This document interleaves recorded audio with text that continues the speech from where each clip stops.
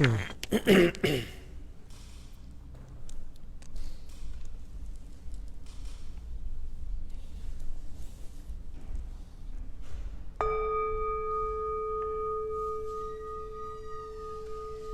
find a comfortable posture. Keep your back straight as much as you can.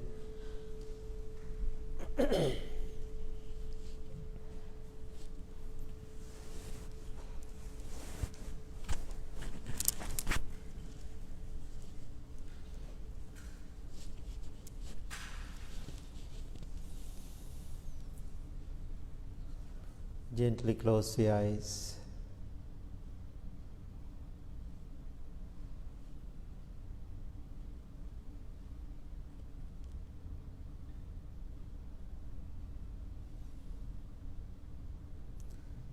Start with loving kindness practice. Send your loving thoughts towards yourself, thinking, I am well, I am happy, I am peaceful.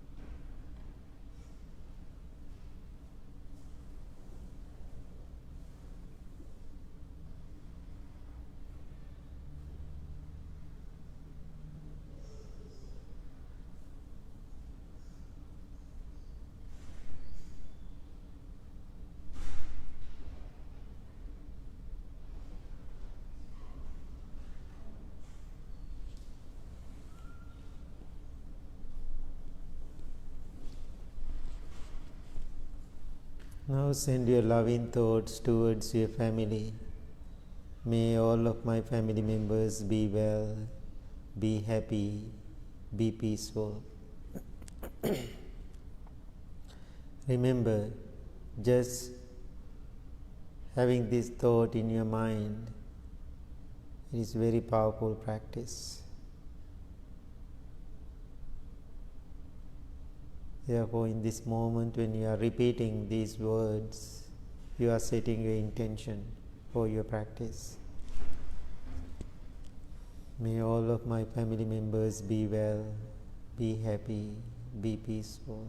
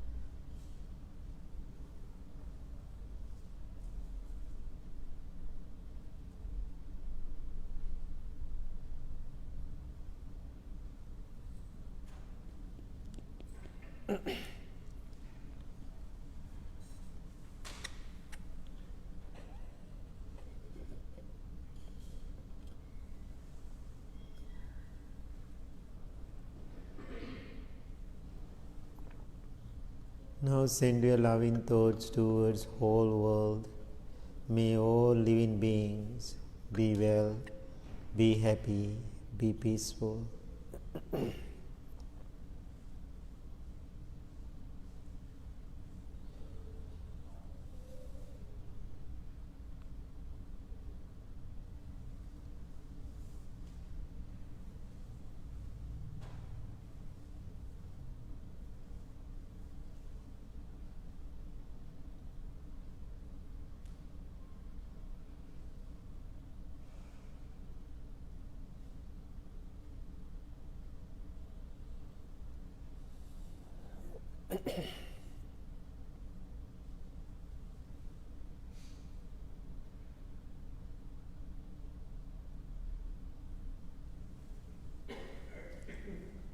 Now send your loving thoughts towards whole world.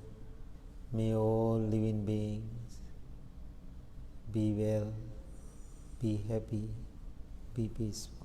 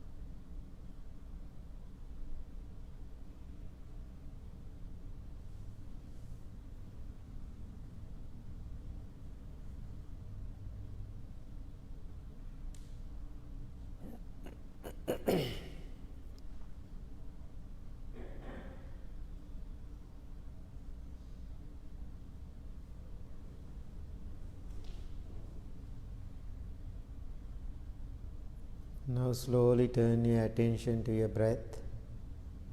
Every breath you take in, you take out is taken mindfully.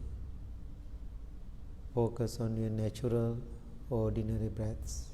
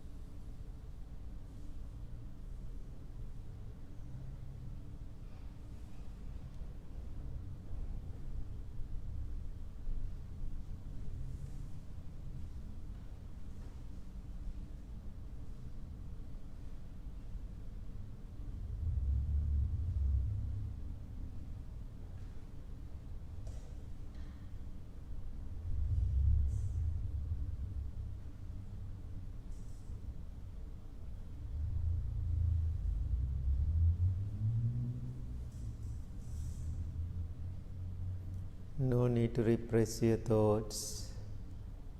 No need to control your thoughts. Let them come and go.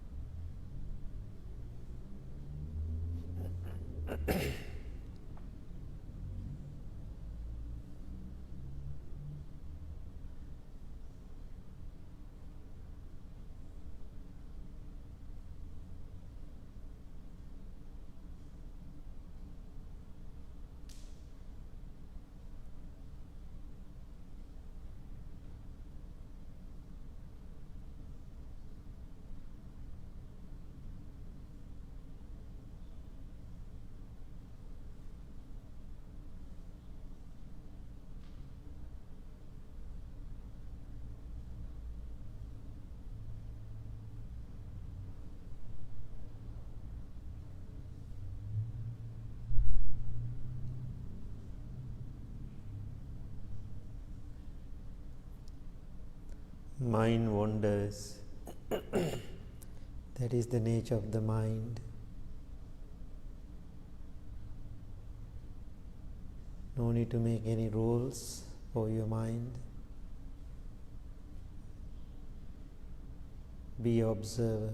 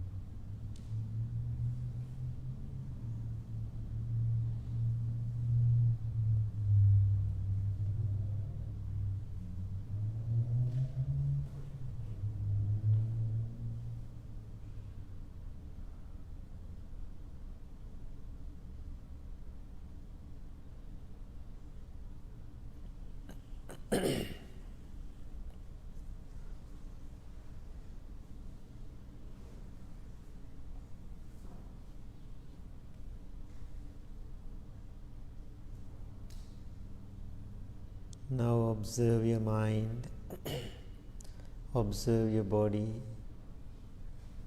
Your body is relaxed, your mind is calm, tranquil and peaceful.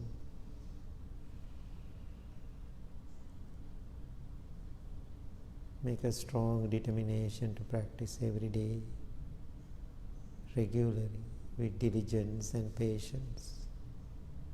Understand how important this meditation practice to keep yourself well, happy, peaceful and balanced. Now I am going to do a short chant, give blessings to all of you. This is the time to send blessings to other people, your loved ones. Please listen to the chant. Bahun sahasmabhinim mita sayudhantang goram panalavakamaka matandayakkhang khanti sudhanta vidhina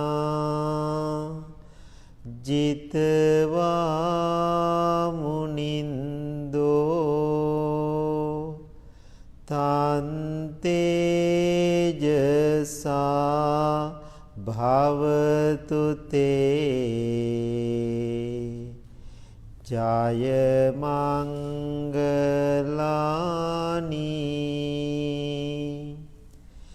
maratireka mabhiyuj jita sambharanting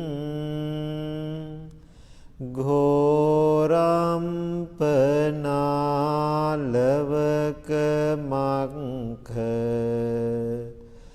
matandayakkhang khanti sudhanta vidhina jitva munindo tante jasa bhavatu te Jaya Mangalani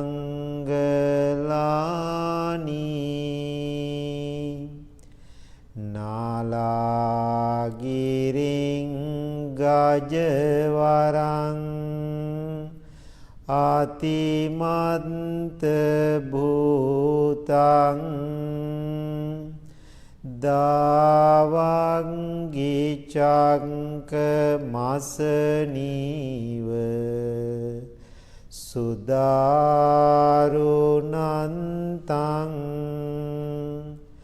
Metambuseka Vidhina Jitva Munindo Tante Jasa Bhavatu Te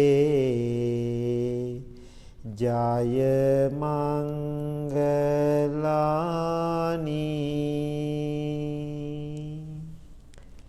May you be well, may you be happy, may you be peaceful. Thank you very much.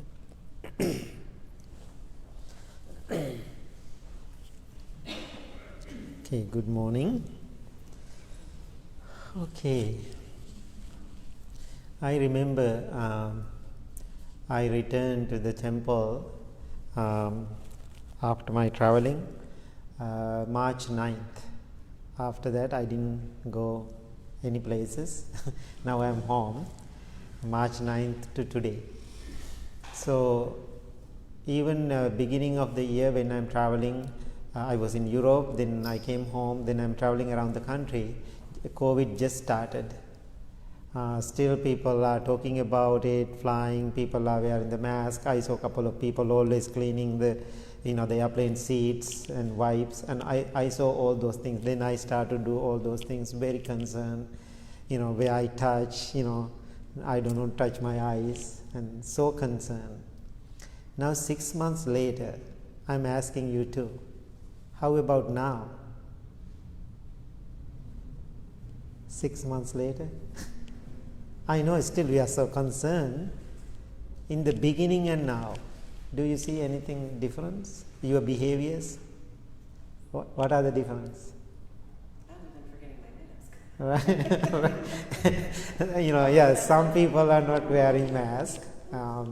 And when we go to the grocery store, we were so concerned. When we bring things home, we are so concerned. And always when we buy things to the monks, when they buy groceries like Astaji, and they always bring things to the kitchen in downstairs and big kitchen, then clean everything. I don't know, now we do it. And so then I was thinking, this is not right or wrong. This is my observation. In the beginning we are so cautious. Now we are kind of adjusting to it. Some people are still, and some people are just adjusting to it. They want to live their life. I am not asking you to change your behaviors, but my observation. Then I was thinking, life also the same. When we are doing things, in the beginning maybe we are so concerned doing lots of things, but when we are keep doing our life, then we get adjusting to the situation, whatever, good or bad. Especially when we have difficult, challenging, bad time, so people start to complain, they don't like it, are crying, emotional. Then however, they are adjusting to that pain. They are adjusting to that difficulty. I don't think they like it, but they get used to it. That's my observation. Then yesterday I was thinking something. We are like frog. It's very interesting. We are exactly like frog. So when we put a frog, the story. Put into the hot water. Boil the water and put the frog. Did you read that? What frog is doing when the temperature rise? The frog adjusting to the temperature. He adjusting his body to the temperature. Keep adjusting. Now water is keep boiling and temperature rise. The frog is keep adjusting, keep adjusting, keep adjusting. Finally, what will happen? He doesn't have energy to adjust anymore. Then he will die there. Then I was thinking exactly I am like a frog. We all are sometimes. We like frog. We adjusting to it. We forget about it.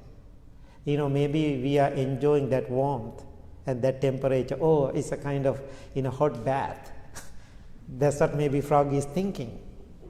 I'm having evening bath, or something like that. Who knows? It's joyful, that temperature. He's keep adjusting his body to that temperature. Finally, he will die there. I thought, that analogy I want to put into myself too. I'm keep adjusting to this pain. Sometimes maybe you are thinking adjusting to the pain is good. Adjusting to the pain and understanding it and is totally two different. Sometimes we have pain, we have difficulties, we have challenges. Oh, it's okay, that's fine, what to do, and you are just living it, but there is no great wisdom behind it. But one day, with that pain, people will die. So then I was thinking, why this frog doesn't know his limits? Why I don't know my limits? I'm keep putting my energy to adjusting to this nature, this situation. But if that frog is smart, what he does, he knows his limits. He knows what is the time he has to jump out. But this frog keep enjoying that little entertainment, and so then he doesn't know time to jump. So today I am asking, think about this analogy. Do you know what is the best time to jump from these challenges and difficulties, or we are keep adjusting to it and enjoying it? That's something good to consider. I'm considering myself. Then maybe you will ask me, Bhante, what is the best time to jump? Don't ask me. I don't know. I'm asking myself what is the best time to jump. So now I'm asking you all have to decide. You have to follow your gut feeling. This is the best time to jump. So then I was thinking myself, 20 years ago, I was in Detroit, Michigan, outside of Detroit. I made the decision to leave that place and to find my own journey. But I don't know where to go, what to do, how to do, who to contact. However, I found this place. Then never seen a person, only communicated by emails, no idea who are the people, where I'm going. So when I made the decision to come here, it was very scary. I don't know what is going to happen. I don't know who is going to meet. So then all my teachers, my mentors, everybody said, don't go. Don't go. You don't have money, you don't have connection, you don't have experiences, you don't have language, you don't know what you are going to do.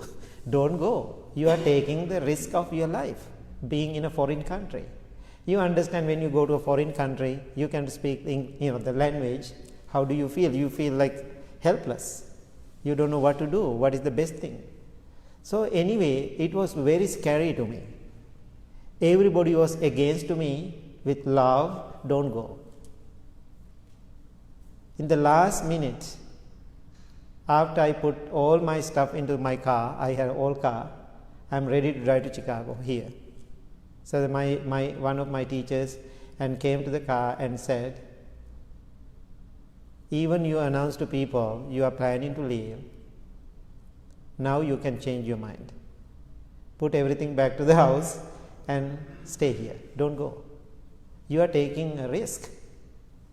We are so worrying about you. Then I said, no, I'm going. I'm going. Anyway, I'm stubborn. People know that. And so I said, I'm going. So then he said, no, you are taking the risk. I said, I'm going to take this risk. Maybe this is my last journey. I'm okay. I'm okay with that. So then he didn't talk to me after I lived 2 years, my teacher, one of my teachers. Because he loves me, he was a little sad. He was upset. So then I came here. So then yesterday I was thinking, that time, however, even it was very scary, I knew where is my limits. When I take that decision to leave, I knew there's a risk, but I took it. If I didn't make that decision that day, like 20 years ago, what is here? You are not here. I am not sitting here. Thousands of people last 20 years learn meditation from here. They are not here. And thousands of people around the country and all other Blue Lotus temple around the country, a couple of centers we have now, they are not there. So that means I knew where was my limits. But it was risky. But when I was in Detroit, I had a very comfortable life. It's a traditional Buddhist community. They know how to help monks and freshly cook 2 meals every day coming to the temple. I don't have to worry about the meals, what I'm going to eat for the breakfast, what I'm going to eat for lunch. No worries. Even no need to think about food at all. Always we know food are coming. Because like 31 people, 31 families every month, like 60 families may be bringing food to the temple. So then I don't have to worry about the car payment. I don't have to worry about the mortgage. Then I don't want to worry about other things, the financial situation. Now, being here, American lifestyle is different. I totally understand that. So I had a very comfortable life. Even it was so comfortable being there, I felt emotionally I'm not doing much to the world and myself. Because what I am doing, enjoying my comfortable time at that place. But I did some work for people, I always did, but I felt it is not enough. So therefore, I didn't entertain that good part. I knew there's a limits. I don't want to sink in that comfort feeling. I took that risk, I came here, then I knew this is my limit. So sharing this information, what I am asking, always try to find the place for you to stand yourself, for yourself, not the world. You feel risky, you feel fearful, still you can do it. So then you can make big difference in the world. So now I know many the close, the temple members and also the close people to me, personal level, they always telling me, you are the most stubborn monk I ever met. And so I know that's my nature. So when I really feel this is the place for me to do something, I'm listening to the people, but same time I'm going to make the decision. Maybe I'm not perfectly right. Then I'm going to learn the lesson anyway. So now think about this analogy about the frog, getting used to that temperature.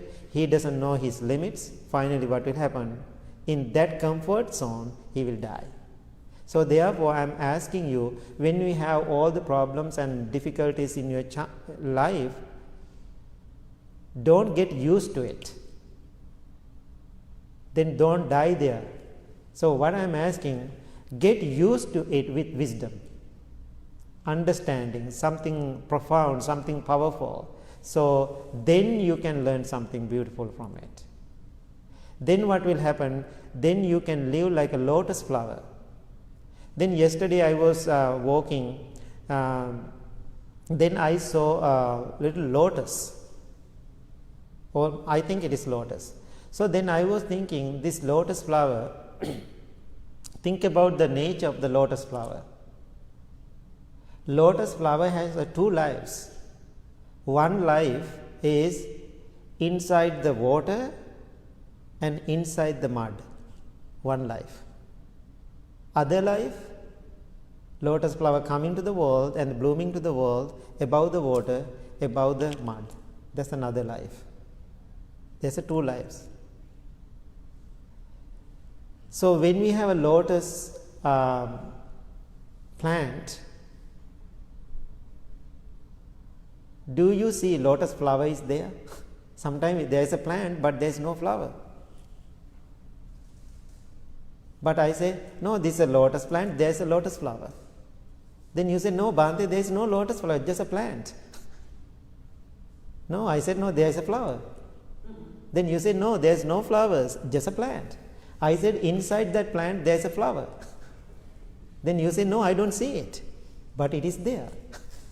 But I am keep telling it is there, you keep saying it is not. But we know, we all have that nature inside that lotus plant. You all have that beautiful lotus flower inside you, but it is deep inside the mud.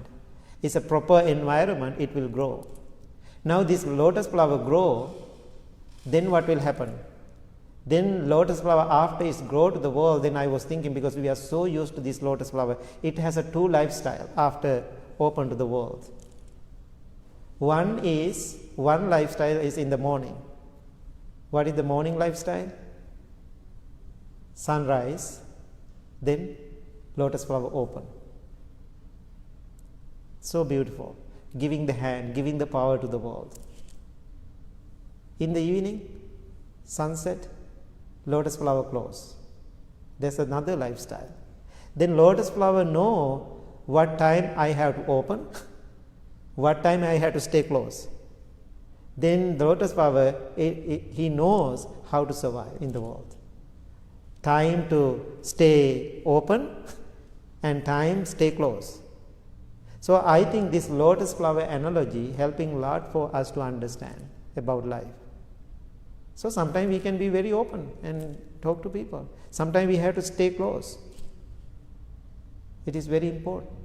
And so now think about when the lotus flower open in the morning, all the bees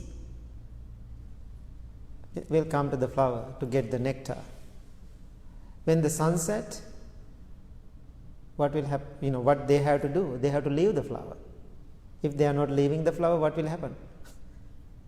They will die because the flower get closed. So I am asking, temple also the same. The blue lotus. Please come to the temple, don't attach to this.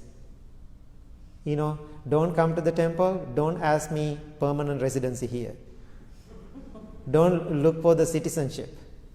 Don't ask for the membership. Oh, I am coming to the Blue Lotus temple, I need the membership. There is no membership in this temple. Everybody understand? No membership. I am not giving membership. I am not a member too. So that means if you are attaching to the flower in the fun, entertain time here at the place in the lotus, definitely you will die. Therefore, don't attach to the teacher, don't attach to the place or the flower. Just come and get the nectar and be gentle with the flower. Be gentle with the flower. Don't destroy it. Don't hurt it. So therefore, when you come to the temple, be gentle means support to the temple, help the temple, be grateful, then leave. No attachment. I will leave too. Somebody asked me, like a week ago, you are going to stay here forever. I said, no guarantee. No guarantee. Maybe tomorrow morning I will leave. Right after the airports open, I will leave. And then he asked, you don't have any emotional attachment for this place? Then I said, I don't have emotional attachment. Be honest, actually. Not at all. But I have a responsibility. I am a very responsible person. I am not leaving my responsibilities. But I don't have that emotional attachment. So that is the practice. So now don't enjoy this pain and suffering and difficulties in the world, and don't adjust yourself into that painful situation without wisdom. So just adjust into this painful situation with wisdom, otherwise you will die here. Anyway, you are going to die, but you will die with wisdom. Then try to live like a lotus flower. Then it's remember, even you are not perfect human being. You are not perfect human being. But remember, you have a lotus flower inside you. When the right time, right people, right environment, everything is harmonious, then lotus flower will open to the world. Therefore, don't underestimate you. Then therefore, don't overestimate you. Stay in the middle and try to open and bloom to the world and give your power to the world without attaching to it. Okay, any questions? Any thoughts? Comments? How do you think? So, working as a nurse in a hospital right now, and during the entire start of the pandemic, it has really given me a lot of pause to examine my own life, and yet still need to continue to give to others who are looking for me, and realizing how much fear my patients are in, and how much fear their families are in. And we have a couple of patients in my unit right now who are, one's in her 80s, one's in her 90s. They're both very fearful. They're both frequently crying. And I was sitting with one of them yesterday, and I trying to work on my compassion, my deep compassion. I look into her eyes, and I put myself in her place, which is a very difficult thing for me because I am also getting older and now live alone. My children are grown. I don't have a big network of support. I have good friends who are supportive, but I don't have a large network. And I was looking into her eyes, and I'm hearing her story, and I'm thinking, oh my God, this could be me one day. I'll be alone. I'll be sick in a hospital. I'll be crying. I'll be, just filled with fear. But I got through it, and I kept returning to compassion, and I kept holding on to, Avoca spirit, and just looking in and giving her. I got her to the point where she was laughing. I stared at her, both laughing, enjoying the conversation. And she was very grateful, and I was very grateful to her. And I got home, and all the anxiety came over me. Oh my God, this could be me one day, and how am I going to do this when my kids not be there for me? And this morning, it's always timely. This morning I woke up, and on my way here I was thinking, wait a minute, I'm seeing me in her, and all the fear is coming up in me. Whereas by my ability to be with her, give her my compassion, hopefully some healing and some wisdom, then at the same time, I can learn to prepare myself.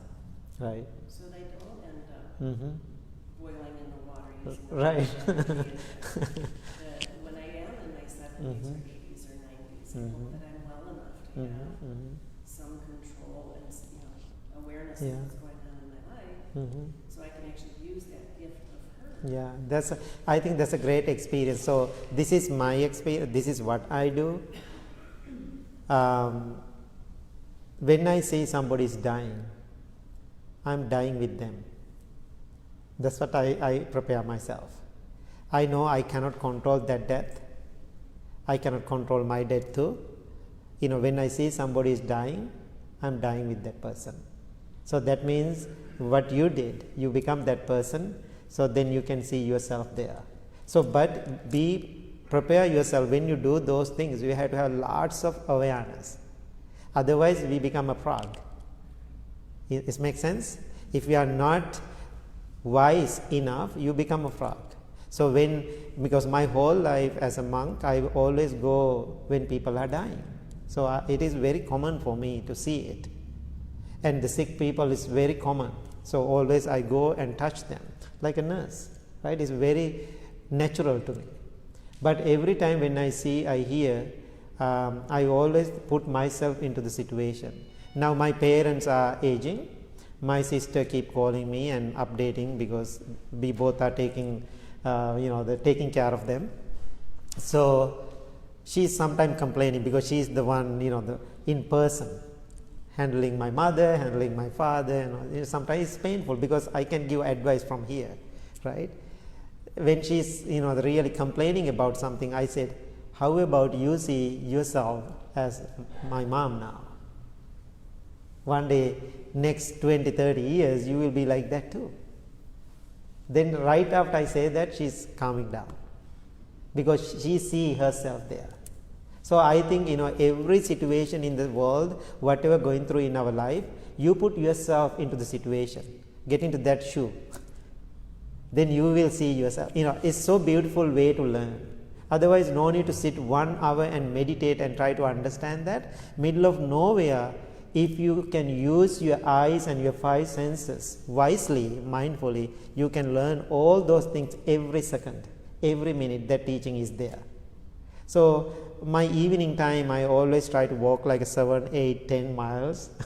I keep doing it. So I think that's the best time for me to reflect those teaching. When I see people, when I feel things, it is a beautiful time to learn. So therefore, these days, go and spend a little bit more time outdoor and with yourself and thinking, not sitting on the cushion all the time. No need to. Don't addict to the cushion. That's a new addiction too, but don't misunderstand my words. And so sometimes people think if I sit on the cushion I will understand everything. No.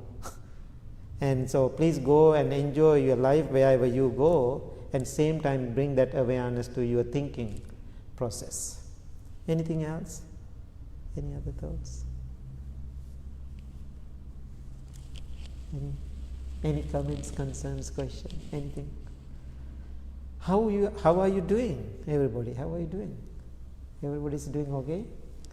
Okay. So, now a few other things. We are planning to open the temple for Wednesday evening too, for 25 people. But still, Monday, we are going to do the meditation outdoor, if weather permit. And so, please prepare for that. We are going to post some links to register for the Wednesday night. So far, because my observation Saturday going really well, and people are behaving good, people are concerned and they want to practice, then I want to give more opportunity for people. Let's go to the second level pause, right? And we'll see how people react into Wednesday night. So thank you so much everybody coming this evening, this morning, and so hope to see you again. Thank you.